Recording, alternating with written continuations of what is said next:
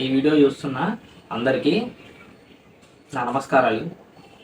Hi friends, నేను మీ Mahesh and welcome back to my channel SS astrology. మనం ఈ వీడియోలో డిస్కస్ చేయబోయే టాపిక్ ఏంటంటే చంద్రగ్రహం యొక్క సిరీస్లో మనం చంద్రగ్రహం తృతీయ భావంలో ఉంటే ఫలితాలు అనేవి ఏ విధంగా ఉంటాయి అనే విషయాన్ని మనం ఈ వీడియోలో పరిశీలించే ప్రయత్నం అనేది చేద్దాము. ముందుగా మనం ఈ తృతీయ స్థానం గురించి చెప్పాలంటే ఈ తృతీయ భావాన్ని మనం ఏం చెప్తామంటే విక్రమక్షేత్రంగా చెప్తాము. అంటే మనం చేసే హార్డ్ వర్క్ని, మనం చేసే ఎఫర్ట్స్ని ఈ తృతీయ స్థానం అనేది ఇండికేట్ చేస్తుందని చెప్పచ్చు. అంటే ఈ స్థానం అనేది మనని కష్టపెట్టిన తర్వాత మాత్రమే అక్కడ రిజల్ట్ అనేది కనిపించే అవకాశం ఉంటుంది. ఇంకా ఈ తృతీయ స్థానం అనేది కమ్యూనికేషన్ గురించి అండ్ అలాగే యంగర్ సిబ్లింగ్స్ గురించి, అంటే మనకన్నా చిన్నవారైనా చెల్లవచ్చు లేకపోతే తమ్ముడు అవ్వచ్చు, వీళ్ళ గురించి ఇండికేట్ చేయడం అనేది జరుగుతుందని మనం చెప్పచ్చు. ఇక మనం చంద్రగ్రహం విషయానికి వచ్చినట్లయితే చంద్రగ్రహం ఒక స్త్రీ గ్రహంగా మనం చెప్పచ్చు. అండ్ అలాగే చంద్రుని మనం మనోకారకుడుగా, మాతృకారకుడుగా అండ్ అలాగే ఒక ఎమోషనల్ అండ్ సెన్సిటివ్ ప్లానెట్ గా మనం చెప్పడం జరుగుతుంది. ప్రధానంగా ఈ చంద్రగ్రహాన్ని మనం సహజంగా శుభత్వం పొందిన గ్రహంగా తీసుకోవడం జరుగుతుంది. ఇప్పుడు ఇటువంటి సహజంగా శుభత్వం పొందిన గ్రహం ఒక ఎమోషన్ అండ్ సెన్సిటివ్ ప్లానెట్ అయిన చంద్రగ్రహం ఇటువంటి కష్టానికి సంబంధించిన స్థానం అయినా ఈ తృతీయ భావంలో ఉండడం అనే కాంబినేషన్ అనేది కొద్దిగా మనం నెగిటివ్గా చెప్పచ్చు అనమాట. ఎందుకంటే మనకు వచ్చిన కష్టాలను మనం ఎదుర్కోవాలంటే మనలో ఒక స్ట్రాంగ్ డిటర్మినేషన్ అండ్ అలాగే ఒక మొండి పట్టుదల అనేది ఉండాల్సిన అవసరం అనేది ఉందని మనం చెప్పచ్చు. ఇప్పుడు ఇటువంటి లక్షణాలన్నీ సహజంగా పాపత్వం పొందిన గ్రహాలకు ఉంటాయని చెప్పచ్చు. ఇక చంద్రగ్రహం విషయానికి వచ్చినట్లయితే చంద్రుడికి అసలు ఇటువంటి లక్షణాలు అనేవి ఏమీ ఉండవని మనం చెప్పచ్చు.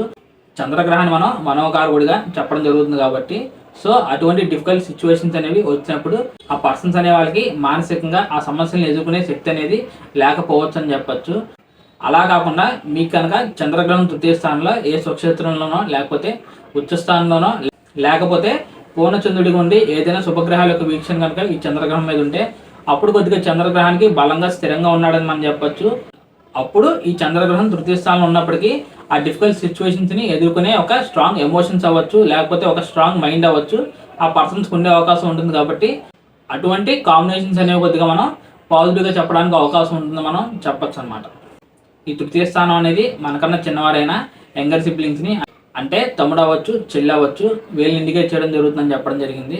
ఇటువంటి స్థానంలో ఈ చంద్రగ్రహం యొక్క ప్రభావం వల్ల ఆ యంగర్ సిబ్లింగ్స్కి మనకి ఒక ఎమోషనల్ అండ్ మానసికంగా ఒక బాండ్ అనేది క్రియేట్ అయ్యేదానికి అవకాశం ఉంటుందని మనం చెప్పచ్చు. అండ్ అలాగే ఇంకా ఈ తృతీయ స్థానం అనేది షార్ట్ జర్నీస్ని ఇండికేట్ చేస్తుందని చెప్పచ్చు. ఇలా తృతీయంలో ఉన్న చంద్రగ్రహం ఆయన యొక్క సప్తమ దృష్టి ఇక్కడ భాగ్యస్థానాన్ని చూడడం జరుగుతుంది. ఇప్పుడు 9వ స్థానం అనేది ఏమి ఇండికేట్ చేస్తుందంటే లాంగ్ జర్నీస్ని ఇండికేట్ చేయడం జరుగుతుందని మనం చెప్పచ్చు. సో దీన్ని బట్టి మనం ఫైనల్గా ఏం చెప్పచ్చు అంటే ఇటువంటి కాంబినేషన్ ఉన్న పర్సన్స్కి మనం ట్రావెలింగ్ అవ్వచ్చు లేకపోతే విహారయాత్రలు అవ్వచ్చు, ఇటువంటి చేయడం అనేది బాగా ఇష్టంగా ఫీల్ అవుతారని మనం ఫైనల్గా చెప్పచ్చు అనమాట. ఇంకా ఈ 9th హౌస్ అనేది లాంగ్ జర్నీస్తో పాటు హయ్యర్ లెవెల్ ఆఫ్ నాలెడ్జ్ని కూడా ఈ 9th హౌస్ నుంచి మనం చెప్పడం జరుగుతుంది. ఇప్పుడు ఇటువంటి మనోకారకుడైన చంద్రగ్రహం ఆయన ఒక సప్తమ వీక్షణ అనేది ఇక్కడ భాగ్యస్థానం మీద ఉండడం వల్ల ఏమవుతుందంటే ఈ పర్సన్స్ అనేవాళ్ళు కూడా ఎప్పుడు నాలెడ్జ్ని గెయిన్ చేద్దాం అనే ఉద్దేశంతో ఉంటారని మనం చెప్పచ్చు అనమాట. అంటే ఇటువంటి కాంబినేషన్ పర్సన్స్కి ప్రతి విషయాన్ని డెప్త్గా తెలుసుకోవాలనే ఆసక్తి అనేది ఎక్కువగా ఉంటుంది మనం చెప్పచ్చు. అండ్ అలాగే థర్డ్ హౌస్ అనేది కమ్యూనికేషన్ ఇండికేట్ చేయడం జరుగుతుంది కాబట్టి మాట్లాడే విధానం అనేది కొద్దిగా ఎమోషనల్గా, అట్రాక్టివ్గా అండ్ అలాగే హార్ట్ఫుల్గా ఉండే అవకాశం ఉంటుంది మనం ఫైనల్గా చెప్పచ్చు అనమాట. తృతీయంలో ఉన్న చంద్రగ్రహం ఆయన ఒక సప్తమ వీక్షణ అనేది భాగ్యస్థానం మీద ఉండడం జరిగింది. ఇంకా ఈ భాగ్యస్థానాన్ని ఏం చెప్తారంటే పితృస్థానంగా చెప్పడం జరుగుతుంది కాబట్టి సో ఆ విధంగా చంద్రుని యొక్క ఆస్పెక్ట్ అనేది ఉండడం వల్ల ఆ పర్సన్స్కి అండ్ అలాగే వాళ్ళ యొక్క ఫాదర్కి ఒక ఎమోషనల్ బాండ్ అనేది కూడా ఉండే అవకాశం ఉంటుందని చెప్పచ్చు. అండ్ అలాగే డిఫాల్ట్గా మనం చంద్రగ్రహాన్ని ఒక మాతృకారకుడిగా తీసుకోవడం అనేది జరుగుతుంది. అక్కడ చంద్రగ్రహం ప్లేస్మెంట్ అనేది తృతీయంలో ఉండడం వల్ల ఆయన కష్టాన్ని ఇండికేట్ చేసే స్థానంలో ఉన్నాడు కాబట్టి సో చంద్రుడికి సంబంధించిన కారకత్వం ఏదో ఒకటి దెబ్బతినే అవకాశం ఉంటుందని చెప్పచ్చు. ఇప్పుడు చంద్రగ్రహం కారకత్వం విషయానికి వచ్చినట్లయితే మాతృకారకుడిగా చెప్పడం జరుగుతుంది కాబట్టి సో ఆ పర్సన్స్కి ఉండే మదర్తో రిలేషన్ అనేది కొద్దిగా ఎఫెక్ట్ అయ్యే అవకాశం ఉంటుందని చెప్పచ్చు. అండ్ అలాగే మనోకారకుడిగా కూడా చెప్పడం జరుగుతుంది కాబట్టి ఈ తృతీయ భావం యొక్క ప్రభావం వల్ల ఆ పర్సన్స్ మైండ్ అనేది కొద్దిగా స్టేబుల్గా ఉండే అవకాశం అనేది కొద్దిగా తక్కువగా ఉంటుంది మనం ఫైనల్గా చెప్పచ్చు అనమాట. ఇక మనం ఫైనల్గా లగ్నాల విషయానికి వచ్చినట్లయితే గురుపాద లగ్నాల వాళ్ళందరికీ ఈ చంద్రగ్రహం శుభుడవుతాడు.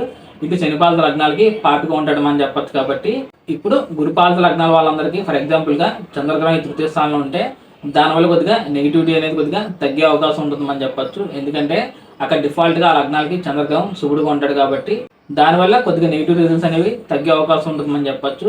ఇక శనిపాద లగ్నాలకి ఈ చంద్రగ్రహం తృతీయంలో ఉండడం అనేది డిఫాల్ట్గా పాపిగా ఉండడం జరుగుతుంది కాబట్టి ఆ విధంగా ఉన్న చంద్రగ్రహణం ఇటువంటి విక్రమ స్థానమైన తృతీయంలో ఉంటే ఇంకా బాగా ఇబ్బంది పెట్టే అవకాశం ఉంటుంది, మనం ఫైనల్గా చెప్పచ్చు అన్నమాట.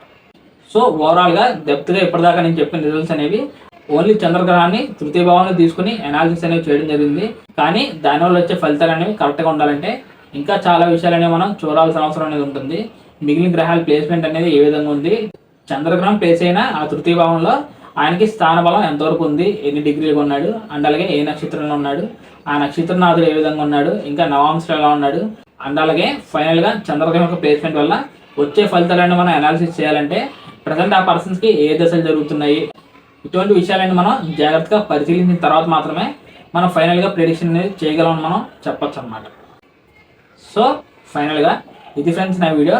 చంద్రగ్రహణం తృతీయ భావంలో ఉంటే ఫలితాలు అనేవి ఏ విధంగా ఉంటాయి అనే విషయం గురించి నా సైడ్ నుంచి చిన్న రిక్వెస్ట్ ఏంటంటే, ఇప్పటిదాకా ఎవరైనా ఈ వీడియోని కనుక ఫస్ట్ టైం కనుక చూస్తున్నట్లయితే నా ఛానల్ని సబ్స్క్రైబ్ చేసి ఈ వీడియోని లైక్ చేస్తారని నేను ఆశిస్తున్నాను. మీకు ఇంకా ఈ వీడియోలో కనుక ఏమైనా డౌట్స్ ఉంటే తప్పకుండా కమెంట్ చేసే ప్రయత్నం అయితే చేయండి, నేను దాన్ని తప్పకుండా రెస్పాండ్ అయ్యే ప్రయత్నం అయితే చేస్తాను. మీలో ఎవరికైనా పర్సనల్గా కనుక కన్సల్టేషన్ తీసుకునే ఉద్దేశం ఉంటే స్క్రీన్ మీద కనిపిస్తున్న ఈ నెంబర్కి కాల్ ఆర్ మెసేజ్ చేయడానికి ప్రయత్నం చేయండి. సో మనం వచ్చే అప్కమింగ్ వీడియోలో మరో ఇంట్రెస్టింగ్ వీడియోతో మీ ముందుకు వచ్చే ప్రయత్నం అనేది నేను ఖచ్చితంగా చేస్తాను.